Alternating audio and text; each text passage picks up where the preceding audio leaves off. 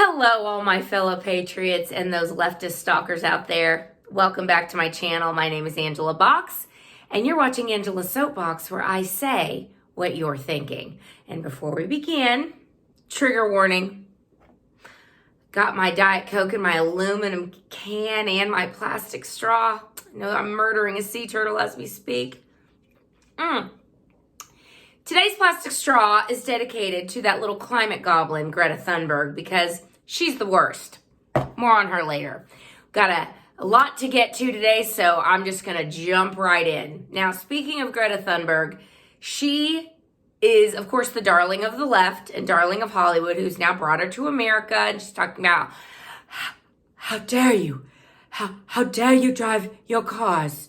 How dare you live in your mansion? But I'll take some more escargot and some more caviar. Anyway, she's another faker, just like all the leftists are.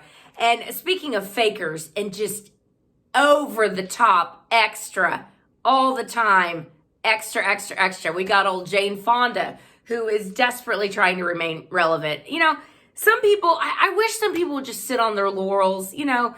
She got a really wild haircut in the 70s, and she talked about they kill horses, don't they? And she was, you know, she was a piece of crap commie. Just rest on your laurels, Jane. Nobody but leftists are ever going to like you. So why are you continuing to poke a stick at us?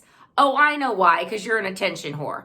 Duh. Anyway, attention whore Jane Fonda went on TheView this week with those screeching hyenas, and as I like to call them, 4 hyenas and 2 semi-normal people, Abby Huntsman and Meghan McCain, but they're iffy too at this point. Anyway, the hyenas of TheView, she sits down with them and she says, oh, the fossil fuel companies, they're just going to kill us, and we've got 11 years. 11 years, guys, that's it. I'm telling you right now, get me off this planet because in 11 years, it's over. Now, keep in mind, these idiots are the same people who for the last 50 years have been telling us one version of this little fairy tale or another. First it was overpopulation. We're not going to have enough food to feed the whole world, and the world's going to explode and we're all going to die. Okay? So that was like in the 70s, I believe. And then in 76, it was the next ice age. So we better buckle up for that. And then when that didn't happen, well, the ozone was going to go out and we're all going to die because of that. And if we don't stop using hairspray, all you 8th grade girls using hairspray, you're going to cause the ozone layer to be depleted, so it's all your fault. And now, of course, we have global warming, and then when global warming kind of fizzled out, then it's morphed into climate change. You see how this pattern continues to repeat? Look it up, leftists, if you don't believe me. Google it. Google the article where it talks about how 50 years of climate disasters you've been wrong about. So this attention whore, Jane Fonda, gets out and tells us we have 11 years and, you know, is snarky to the Republicans on the panel. My God, I'm telling you right now, if they had any balls, they'd bring me on. I would eat them for breakfast every day. I wouldn't even eat. I wouldn't eat for a week because I would feast. I would feast on Joy Behar, Whoopi Goldberg, and the rest of the hyenas. But I digress. Anyway, so climate change activists, crazies, have made people like Greta Thunberg, how dare you? How dare you, Angela? She's a child. How dare you? Anyway, people like Greta Thunberg pretend that she knows something that she knows nothing about. But it's science. No, actually, Greta, it's not. The world is a very adaptable place. The world regenerates itself all the time. It's done so for 4.5 billion years, whether you like it or not. So, you know, people like Greta Thunberg have been force-fed this garbage, this climate change garbage, which is nothing but a massive power grab from the worldwide left in order to control every aspect of your life. That's it. That's all it is.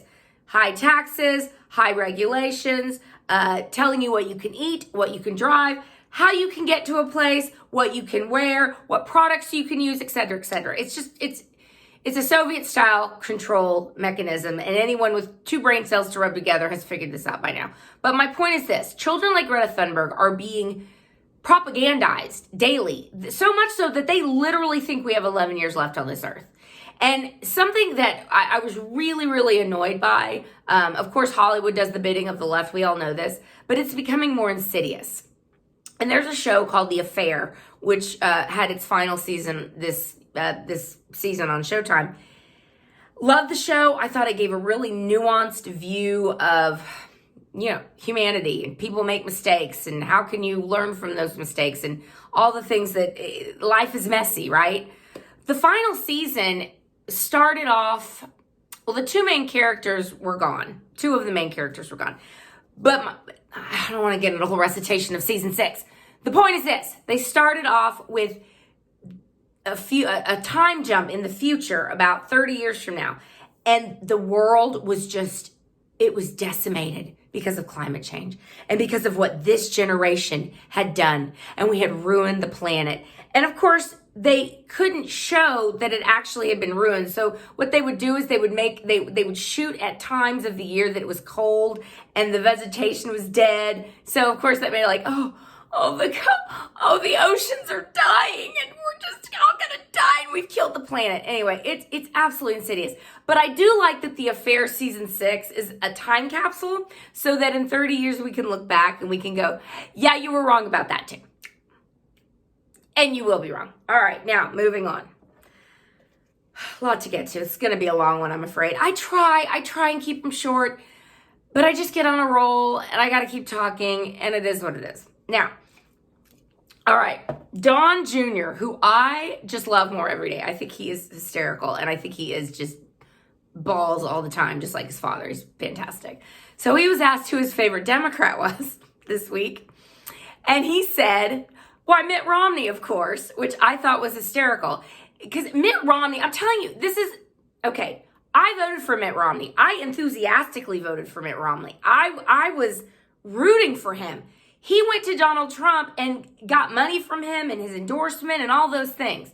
Now remember, Romney was the guy who had a great first debate with Obama. Basically decimated him because Obama's record sucked.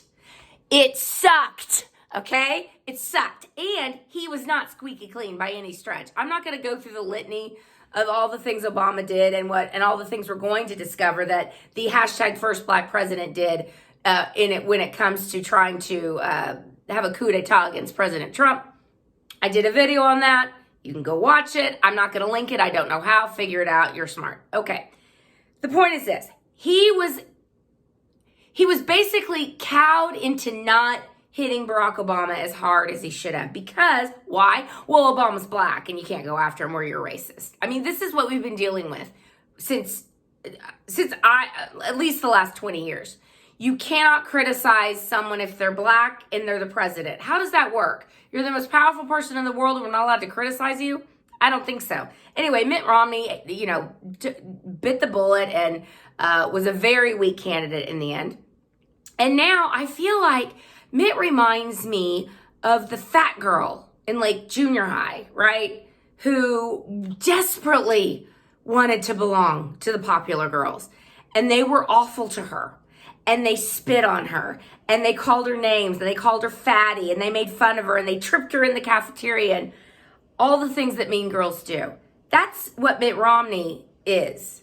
That's what the press, how they treated him when he ran for office. But Mitt Romney now is like, look, I got cute. Look, y'all, I lost a little weight. I grew my hair out. I wore makeup now. Do you like me now? I'm like, I hate Trump just like you do. Can we be friends? That's what Mitt's doing. But see, what Mitt doesn't understand is that the mean girls are still going to be the mean girls. And if you are a person without principles, if you are a person who just goes along to get along, people who have integrity can sniff that out. And Trump voters and normal people sniff it out. That's why he's holding steady at about 18% in Utah. And I predict he will be primaried, and I predict he will be defeated I think he comes up in 2022. So keep doing what you're doing, Mitt. The popular girls are never going to like you, and they're always going to snicker behind your back. And Don Jr. completely called you out. You are his favorite Democrat. Now, this impeachment stupidity, it keeps rolling. It keeps rolling. Adam Schiff comes out every day. Every single day with his skinny little neck and his bug eyes. Today, in our closed-door Soviet-style hearings, we heard from another person who said that his opinion of the phone call he didn't hear was that Trump was trying to bribe and extort the Ukrainian president. And the press dutifully takes notes and says, oh my God, like this is it, right? This is where we're finally gonna get Trump. Here's what you morons don't seem to understand. Trump released the transcript. It's out there. You can go read it. What is the matter with you people? And now next week, when you finally have taken the bait, you've taken the Patriots bait, and now you're going to let these they're not fact witnesses. They are people who have an opinion that is different than Donald Trump's on foreign policy. Can we be honest? Can we be real about this? Because 3 out of the 4 people you've called up weren't even on the damn call. The whistleblower, Eric Ciamarello, whoever, Biden's, BFF, running around with him to Ukraine on the same flights that Hunter was on when he was getting sweetheart deals, worked in the Obama administration, worked under John Brennan. Are we going to pretend like this guy is unbiased? You worked with him, Adam Schiff. He came to you. This was all a setup. Oh, this is driving me so stupid. Anyway, next week, when Adam Schiff, who has now taken the bait, when the witnesses that he's already deposed is going to be in public in front of the American people, and the American people are going to get to see, like with St. Robert Mueller, there's nothing there. There's nothing there. It's all going to fall apart. When you're innocent and you didn't do anything, you can try and dig evidence till the end of time. Make it up. It doesn't matter because he didn't do anything. Get it through your heads. You're going to have to beat him fair and square. And because you can't beat him fair and square, you want to impeach him. Not on our watch, Democrats. Not on our watch. And by the way, this whistleblower, can we get back to him for a little bit? This guy was an Obama administration official. His boss was Barack Obama's special advisor, special assistant in the White House or something. It is a complete sham. Anyway, it is really shocking to think that half of America is this stupid and that they do not understand that they're being scammed once again. But oh well, the truth always comes out, as I like to say, and this will come out too. And finally, I cannot close this video without talking about Amy Robach accidentally, on purpose, going on a hot mic and basically telling the world, hey, I had the Epstein story 3 years ago. Just so everybody knows, I had it 3 years ago. Just when all this, hits the fan, I had the story 3 years ago. We had the palace dead to rights. We had Bill Clinton dead to rights. We had all kinds of people dead to rights. And Amy Robach, who this week was outed on Project Veritas as having said all these things. Number one, and I say this sincerely, I truly hope she has good security, because people connected to the Clintons who try and investigate the Clintons, things seem to happen to those people. So I sincerely hope that Amy has security, because as we all know, Epstein didn't kill himself. He didn't kill himself. We all know that. Anyhow, quick aside, wasn't that the best mic drop moment that the dog handler ever did? That was the greatest of all time. He was like, oh, my dog, make sure if you want to get this kind of dog that was the Special Forces dog, make sure you get one that's already trained or understand what you're really getting. And oh, by the way, Epstein didn't kill himself. Peace. It was brilliant. Anyway, he didn't kill himself. Amy Robach knows it. Everybody knows it. And I think when Michael Bodden, who is a very respected coroner and medical examiner, comes out and says, this guy's hyaloid bone was broken, he didn't kill himself. And of course, Bodden is not the first one to say that, but he certainly brings a lot of weight behind that opinion. So we'll see where this is going. Didn't kill himself. Amy Robach, I certainly hope you have good protection. But here's what is remarkable about this whole Epstein cover-up. And you could say the same thing about Weinstein too.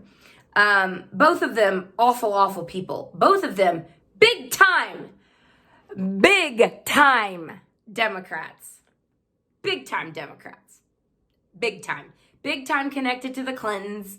Big time connected to all the movers and shakers in Hollywood and foreign governments that would love to do whatever they were bringing them, whatever girls they were bringing them, whatever substances they were bringing them, who knows. But anyway, why is it that only people connected to Democrats get a pass? Because remember what the media did to Brett Kavanaugh last year? I mean, this has been talked to death, but every time I really think about it, it makes me so angry what the media did to Brett Kavanaugh. And we have another a former accuser of Kavanaugh basically coming out today saying, yeah, I made it up. Yeah, I made it up because, we can't have him on the Supreme Court. So yeah, bye. Well, I made it up. Is it okay? I tried to ruin a person's life, but it's cool, right? Because he's a conservative, so it's fine. Anyway, the point is this. Democrats get away with murder, literally, and Republicans get an anal exam every time one of them gets nominated for anything. And they can get smeared. They can have... Brett Kavanaugh, the Catholic schoolboy, was accused of running a rape train, okay? And raping women and spiking Kool-Aid and just unspeakable things. Throwing his penis in people's faces at parties. Just outrageous accusations. And not once did ABC News or NBC News or anybody else who's been after Brett Kavanaugh or after Donald Trump for the last 4 years, not once did they say, hey, is this verified? Can we verify this at all? No, they didn't. They just ran with the story. But with Epstein and Weinstein, boy, they'll protect their own at any cost, won't they? And that's the lesson of today's video, boys and girls. If you want to get ahead in life, make sure you're a Democrat. Make sure you grease the right wheels. And make sure you don't piss off the wrong people because they will make your life hell. I kind of know a little bit about that. Just saying. So that wraps it up today. It was a long one. I'm sorry.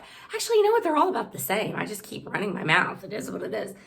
Hope you enjoyed it. Please subscribe. Please tell your friends. Share this video far and wide. Blare it when you're in the gym. It'll really, really excite all the liberals. They'll love it.